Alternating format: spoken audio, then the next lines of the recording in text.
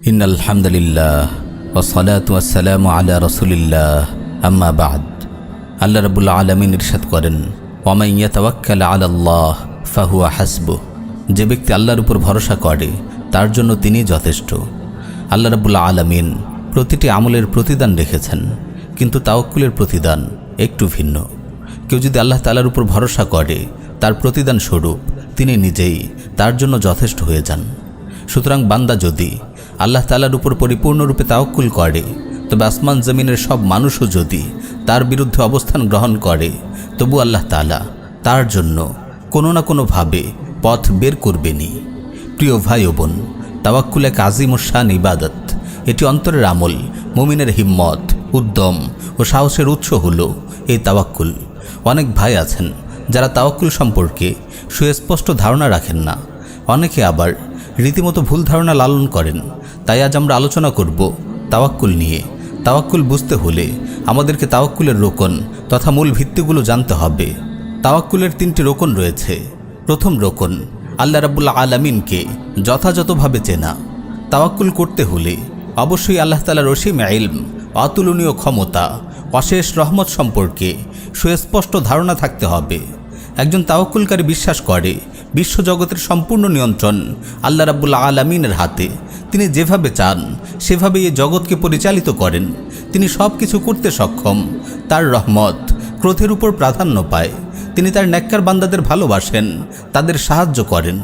আল্লাহ রাব্বুল আলামিনের মারিফত যত বেশি হবে, আল্লাহর প্রতি আস্থা ও বিশ্বাস তত দৃঢ় হবে। তাই তাওয়াক্কুলের অনিবার্য উপাদান হলো আল্লাহর মারিফত।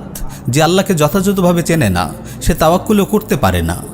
তাওয়াক্কুলের দ্বিতীয় রোকন হলো আসবাব বা মাধ্যম গ্রহণ করা। ইমাম শাআবী রাহিমাহুল্লাহ একবার খোসপাচড়ায় আক্রান্ত একটি উটের পাশ দিয়ে অতিক্রম করছিলেন। উটটির এই অবস্থা দেখে মালিককে জিজ্ঞেস করলেন, এই উটের চিকিৎসা করো না তুমি? লোকটি বলল, আমাদের একজন বৃদ্ধা আছেন, আমরা তার দোয়ার উপরই ভরসা রাখি। ইমাম শাআবী রাহিমাহুল্লাহ বললেন, তার দোয়ার পাশাপাশি উটের আক্রান্ত জায়গায় ঔষধ ব্যবহার করো। প্রিয় ভাই ও বোন, তাওয়াক্কুল সম্পর্কে ভুল ধারণায় থাকবেন না। তাওয়াক্কুল করা মানে হাত পা গুটিয়ে বসে থাকা নয়। বান্দাকে অবশ্যই আসবাব বা মাধ্যম গ্রহণ করতে হবে। সাধ্যের সবটুকু করার পর ফলাফলের ব্যাপারে আল্লাহর উপর তাওয়াক্কুল করতে হবে। সাইয়্যিদুনা ওমর বিন খাত্তাব রাদিয়াল্লাহু আনহুর আমল থেকে বিষয়টি পরিষ্কার বোঝা যায়। শামে মহামারী ছড়িয়ে পড়লে তিনি শামের যাত্রা স্থগিত করে মদিনায় ফিরে আসেন। তখন সাইয়্যিদুনা আবু উবাইদা রাদিয়াল্লাহু আনহু তাকে জিজ্ঞেস করেন, আতাফিরু মিন কদরিল্লাহ, আপনি কি আল্লাহর তাকদির থেকে পালাচ্ছেন?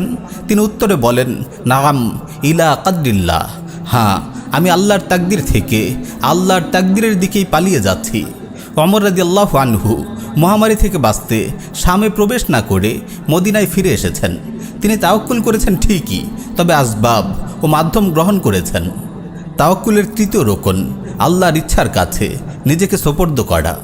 আপনি যখন আসবাব ও মাধ্যম গ্রহণ করে আল্লাহর উপর তাওয়াক্কুল করবেন, তখন নিজেকে পরিপূর্ণভাবে আল্লাহ রাব্বুল আলামিনের কাছে সোপর্দ করবেন।